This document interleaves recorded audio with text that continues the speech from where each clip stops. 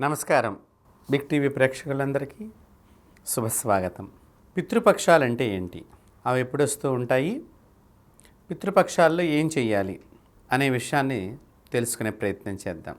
పితృపక్షాలు భాద్రపద పౌర్ణమి వెళ్ళిన మరుసటి రోజు నుంచి 15 రోజులు ఉంటాయి. వీటిని పితృపక్షాలు అంటారు. పితృదేవత ఆరాధన చేసేటువంటిది ముఖ్యమైనటువంటి సంవత్సరంలో 15 రోజులు మనకి శాస్త్రం కేటాయించడం జరిగింది. ఎందుకు ఇవి కేటాయించారు ఈ విధంగా అని ఆలోచన చేసినట్లయితే, మనం సంవత్సరంలో ఎప్పుడైనా మన పెద్దలు గతించినటువంటి వాళ్ళకి ఏదన్నా చెయ్యనప్పుడు, లేదా చేసేటువంటి కర్త ఎవరైతే ఉన్నారో వారికి ఏదన్నా అనారోగ్య సమస్య ఉండి తర్వాత అనారోగ్యం నుంచి ఆరోగ్యవంతులై చెయ్యాలనుకున్నప్పుడు, ఇలాంటి కొన్ని ముఖ్యమైన సందర్భాల్లో ఈ పితృపక్షాలు ఆ కర్త ఉపయోగించుకోవడానికి ఉపయోగపడేటువంటి రోజులు. అంతేకాకుండా ఆ 15 రోజులు కూడా పితృదేవతలు భూమి మీదకు వస్తారటండి. తమ యొక్క వంశీకులు తమకి వారు పూజించేటువంటి అవకాశాన్ని కల్పించడానికి, తద్వారా తమ వంశీయులకి దోషాలను నివృత్తి చేయటానికి పితృదేవతలు ఈ యొక్క భూమి మీద ఉండేటువంటి వారి వంశీకులకి ఆ అదృష్టాన్ని ప్రసాదిస్తారు. అందుకని పితృపక్షాలు ఆ సమయంలో మాత్రమే ఉంటాయి. పితృదేవతల్ని ఎవరైతే ఆరాధన చేస్తారో వారికి చాలా లాభాలు కలుగుతాయి. వంశం నిలబడుతుంది, రోగాలు నశిస్తాయి. పితృదేవతారాధన అంటే గతించినటువంటి పెద్దలు ఎవరైతే ఉన్నారో వారికి ఎప్పుడైనా మనం సంవత్సరంలో వారి తిథి రోజున చేయకపోయినా, ఒకవేళ చేద్దామనుకుని సమయం కుదరక, సమయం అంటే ఇక్కడ ఏమిటి, ఇంట్లో ఆడవాళ్ళకి ఇబ్బంది రోజులుండి, లేదా ఆ సమయంలోనే ఏదో మైలు దోషం వచ్చి ఉండి, ఇలా ఉండి వాళ్ళకి చేయటం కుదరదు.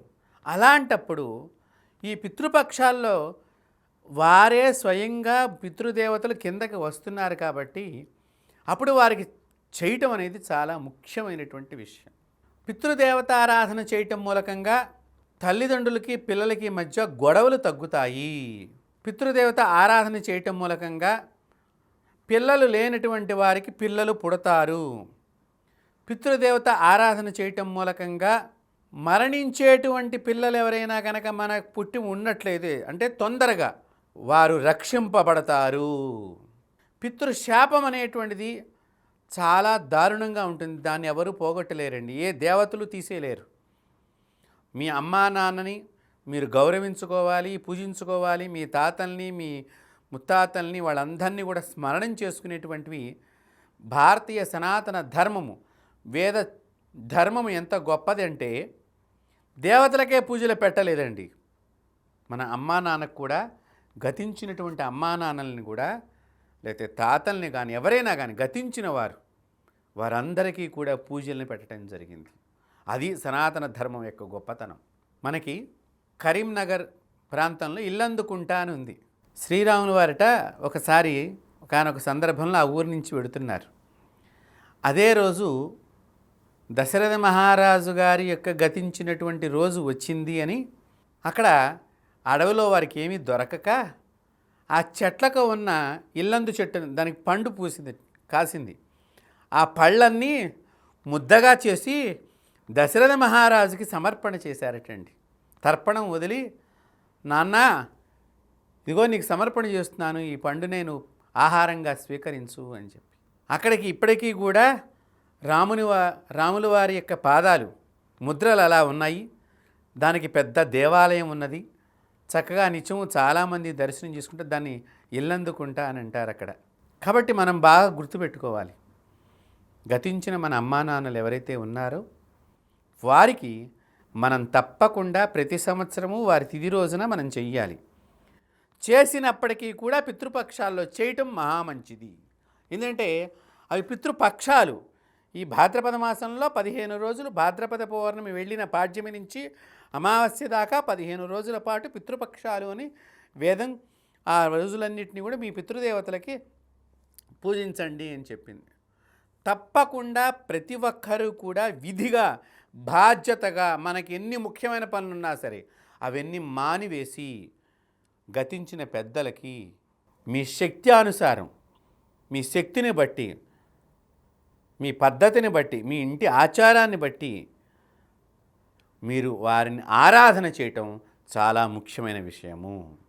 పితృదేవతలను ఎవరైతే కనుక సరిగ్గా ఆరాధన చేయరో వారికి రకరకాలైనటువంటి బాధలు సంక్రమిస్తాయి, అనారోగ్య సమస్యలు వస్తాయి, పితృదోషాలు వస్తాయి. పిల్లల మాట వినకపోవటం, చిన్న వయసులోనే చెడు అలవాట్లకు గురి అవటం, చిన్న వయసులో నుంచే వాళ్ళు మంచి దారి కాకుండా ఉండటం, చదువు అబ్బక, పెద్దలందు గౌరవం మర్యాద లేకుండా వంశానికి నష్టం కలిగించేటువంటి పనులు చేయటం, అలాగే పెద్దలతో గొడవలు పడటం, ఆ ఇంట్లో సంసారంలో ఉండేటువంటి ఆ మనుషులందరూ దూరం, ఒకరికొకరు దూరం అయిపోవటం, రకరకాలైనటువంటి బాధలన్నీ కూడా అనుభవించేటువంటి అవకాశం వస్తుంది ఆరాధన చేయకపోవటం మూలకంగా పితృదేవతల్ని. ఇది ఎలా చెయ్యాలి అంటే సద్బ్రాహ్మణ్ణి ముందరగా మాట్లాడుకుని చక్కగా గృహానికి పిలుచుకుని మీ పెద్దల పేరు మీద తద్దిన కార్యక్రమాన్ని, తత్ ప్లస్ దినం, తద్దినం కాబట్టి ఆ రోజున వారికి పూజను ఏ విధంగా చేయాలో వారు చెప్తారు కాబట్టి ఆ విధంగా పూజించి మీకు తోచిన రీతిలో ఆ పూజని మీ శక్తి కొలది చేసి వారి ఆశీర్వచనం పొందటమే ముఖ్యమైన ఉద్దేశం. ఏమండి మేము అంత కార్యక్రమం చేయలేము, దానికి చాలా ఖర్చు అవుతుంది అని అన్నారు అనుకున్నప్పుడు స్వయం పాకదానం చెయ్యాలి. స్వయం పాకదానం అంటే ఏమిటి?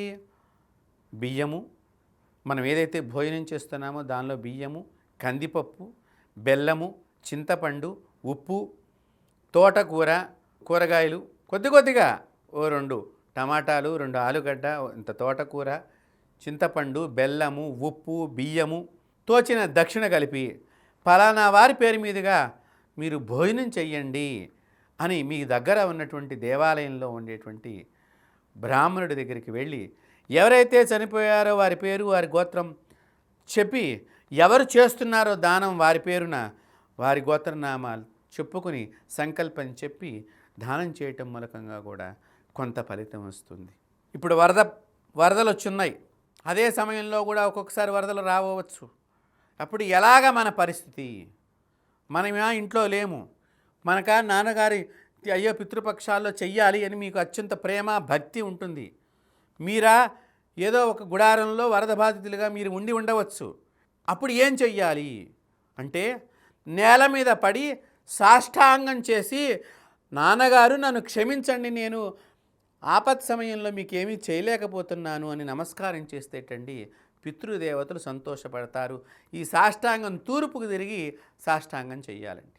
పితృదేవతల్ని పూజ చేయకుండా ఏ పూజలు చేసినా, మీరు ఎన్ని గొప్ప పూజలు చేసినా పితృదేవతల అనుగ్రహం లేకపోతే మీరు వృధా, బూడిదలో పోసినటువంటి పన్నీరే.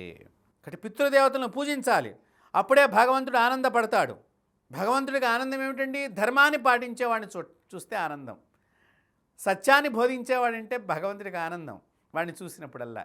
ఒక పితృపక్షాల్లోనే కాదు, ఒక తద్దినం రోజే కాదు, మీ ఇంట్లో పెళ్లి జరిగినా, మీ ఇంట్లో గృహప్రవేశం జరిగినా, ఉపనయనం జరిగినా, ఏ శుభ కార్యక్రమం జరిగినా మీ పెద్దలకు నమస్కారం చేసి మీ పెద్దల పేరు మీదుగా ఏదైనా స్వయంపాక దానం కానీ, వస్త్రదానం కానీ, జలదానం కానీ ఏదైనా సరే మీరు దానం కనుక చేసినట్లయితే తప్పకుండా మీ ఇంట్లో శుభమైనటువంటి వాతావరణం ఏర్పడి మీ పిల్లలతో మీరు ఆనందమైనటువంటి జీవితాన్ని గడుపుతారు.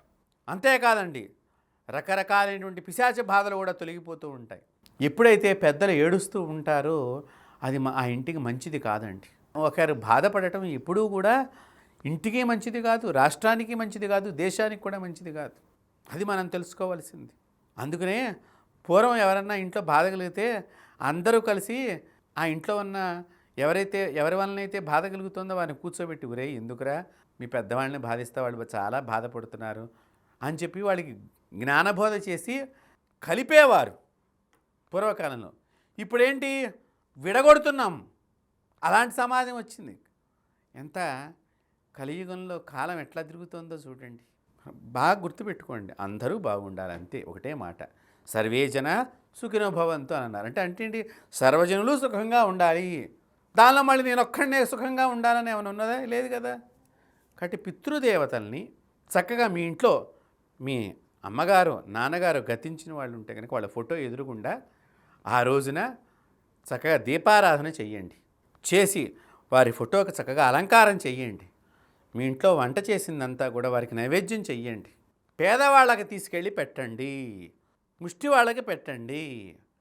ఎంత సంతుష్టులై వాళ్ళు భోంచేస్తారో వాళ్ళు స్వీకరిస్తారో తద్వారా మనకి అంత దోషాలు తొలగిపోతాయి. అది మీరు బాగా గుర్తుపెట్టుకోవాలి. అంటే భాద్రపద మాసంలో వచ్చే ఈ పితృపక్షాలు ఏవైతే ఉన్నాయో ఏదో ఒక రోజు 15 రోజులు పెట్టారు మనకి. ఒక రోజున మనకు కుదరకపోయినా ఇంకొక రోజు అమావాస్య రోజునే చెయ్యాలనేం లేదండి. ఈ 15 రోజుల్లో ఏదో ఒక రోజు మీ పితృదేవతలకి చక్కగా ఆరాధన చేసి వారికి నమస్కారం చేసుకోవచ్చు. అయితే అమావాస్య అంటే పితృదేవతలకు చాలా ప్రీతికరమైనటువంటి రోజు అని కూడా శాస్త్రంలో చెప్పి ప్రతి అమావాస్య కూడా పితృదేవతల పూజ చేయవచ్చు. ప్రతి అమావాస్య రోజున కూడా ప్రతి నెలా వచ్చేటువంటి అమావాస్య రోజున మీ పితృదేవతలకు తర్పణం వదలండి. మీ పితృదేవతల పేరు మీదుగా అన్నదానం చేయండి. మీ పితృదేవతల పేరు మీదుగా ఏదైనా మంచి పని చెయ్యండి. మీ ఇంట్లో మీ గృహంలో మీ పిల్లల్లో ఎంత ఆనందం కనిపిస్తుందో చూడండి. అంటే పితృదేవతల్ని ఆరాధించండి. పితృదేవతల యొక్క కృపా కటాక్షాలను పొందండి. మీ ఇంట్లో శుభాలను చేకూర్చుకోండి. జై గురుదేవ దత్త. స్వస్తి. For more videos like this, subscribe Big TV channel.